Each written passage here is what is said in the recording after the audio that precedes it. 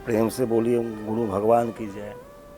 देवियों एवं सज्जनों, फिर मैं अगले भाग में आपके साथ उपस्थित हूँ उस गुरु के परम ज्ञान के साथ। तो सत्य एक ही है जिसको सभी लोग जानना चाह रहे हैं। सत्य एक है।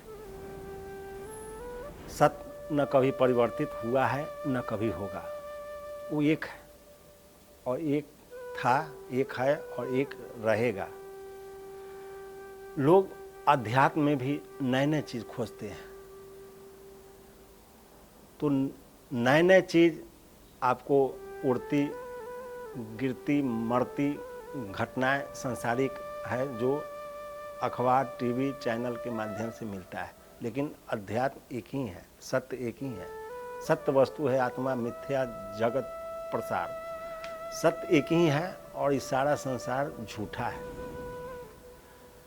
भगवान श्री कृष्ण अर्जुन को गीता में बता रहे हैं कि अर्जुन, यह ज्ञान कल्प के आदि में मैंने सूर्य के प्रति कहा, सूर्य ने अपने पुत्र मनु के प्रति कहा, मनु ने अपने पुत्र इक्ष्वाकु के प्रति कहा।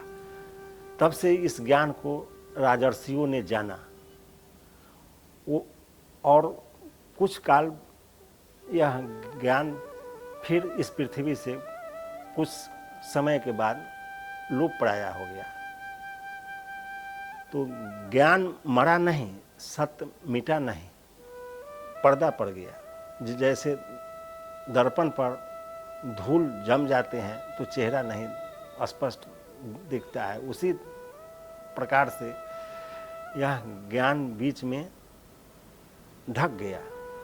वही भगवान श्री कृष्ण अर्जुन को बता रहे हैं, जो वही सनातन और पुरातन ज्ञान आज फिर मैं तुम्हारे लिए वर्णन कर रहा हूँ, क्योंकि तुम मेरा अतिशय प्रिय सखा है।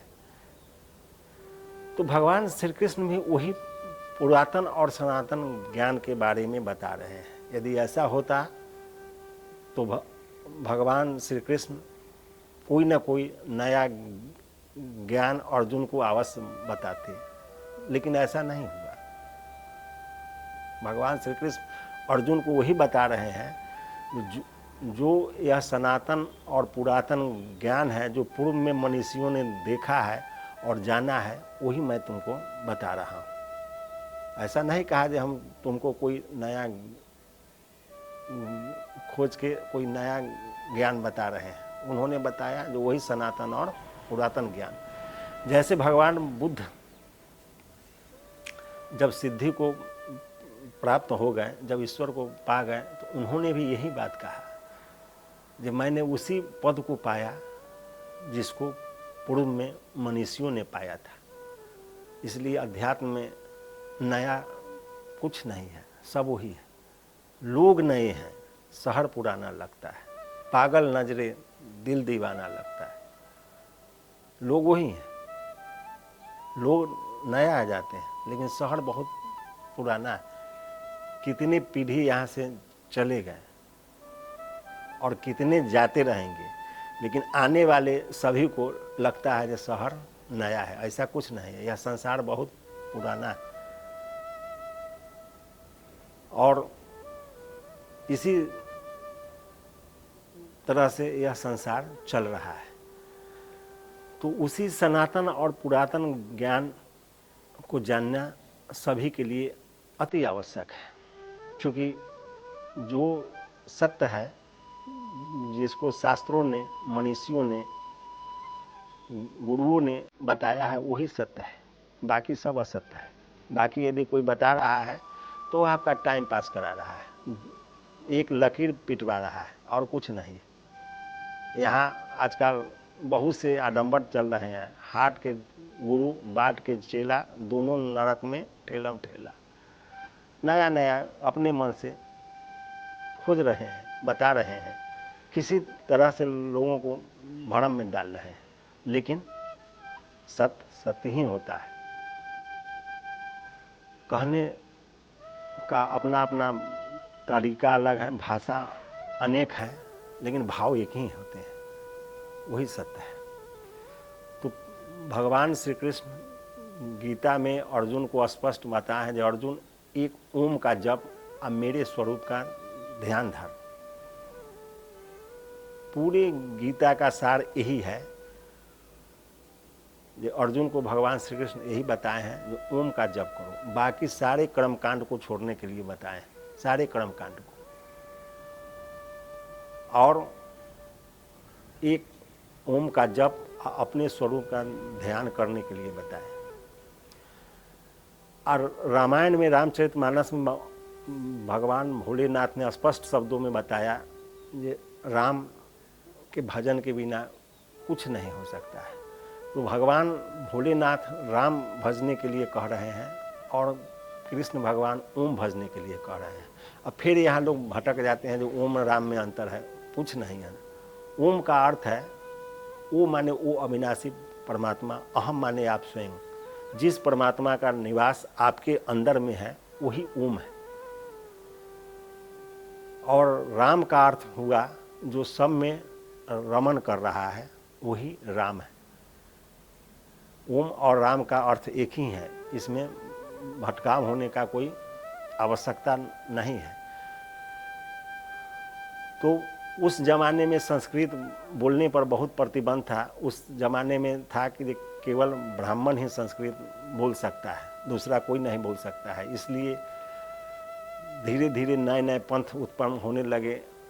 अब ओम का जप कोई कर ही नहीं सकता था, तो अपने सनातन संस्कृति से लोग दूर हटने लगा। और पाखंडियों ने अनेक प्रकार के पाखंड रच दिया, मत मतांतर हो गए, लोगों को तोड़ दिया गया, अपना अपना कमाने खाने का उपाय उसमें लोग कर लिया।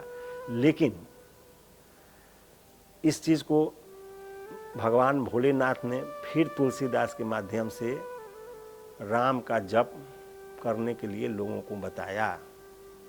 ओम और राम का अर्थ एक ही है, दूसरा नहीं है। तो जो सब घट में व्याप रहा है वही ईश्वर है।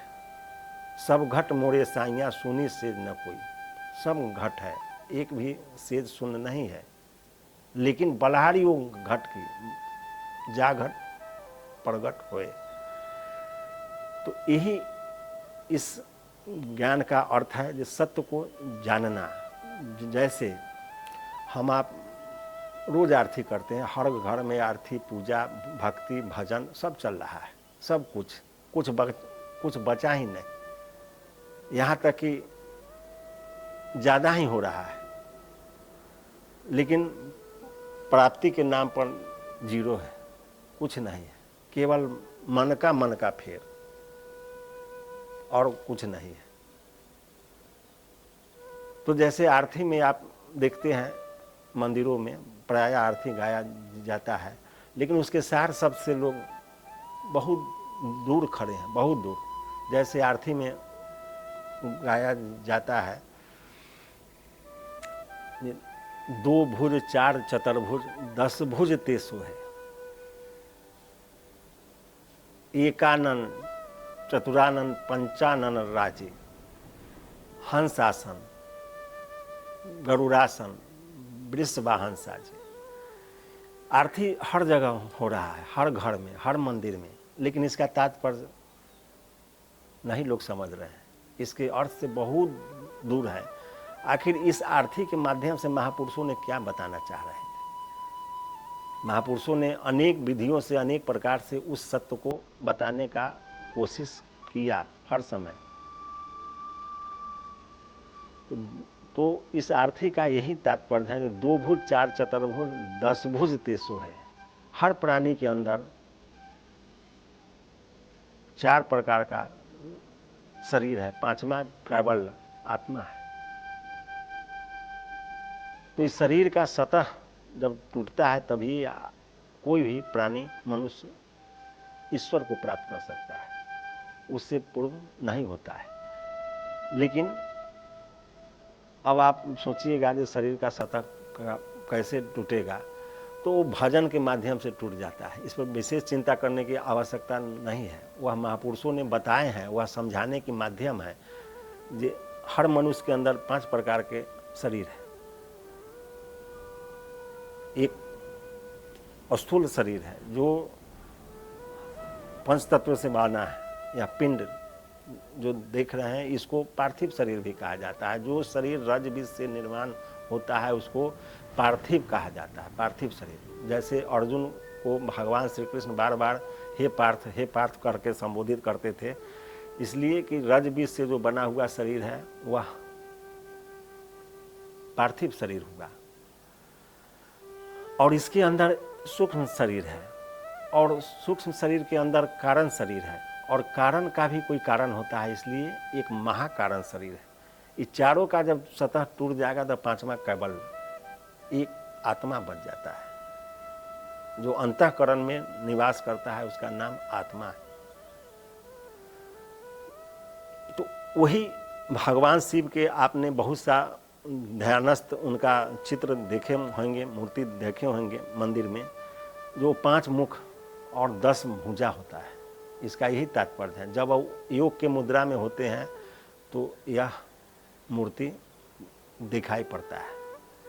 तो हर मनुष्य के अंदर 5 प्रकार के शरीर है, और 5 शरीर है तो 10 हाथ हुआ, 5 मस्तक हुए, तो वही 2 भुज 4 चतुर्भुज 10 भुज 23 है। तो सूक्ष्म शरीर का, स्थूल शरीर के बाद सूक्ष्म शरीर आता है। सूक्ष्म शरीर का भान हर मनुष्य को है। जैसे आप स्वप्न देखते हैं, सोए हुए हैं अपने बिस्तर पर, अन्यंत्र दुनिया में किसी भी कोना में, किसी भी जग में, किसी प्रयोजन कहीं उस सब में आप शामिल है। सुख दुख बहुत से चीज़ को आप देख रहे हैं, समझ रहे हैं, उसमें शामिल हो रहे हैं, लेकिन जब आपका नींद टूटता है तो आप अपने बिस्तर पर ही पाते हैं। वह सूक्ष्म शरीर है जो सूक्ष्म शरीर में, जो सूक्ष्म जगत में घूमता है।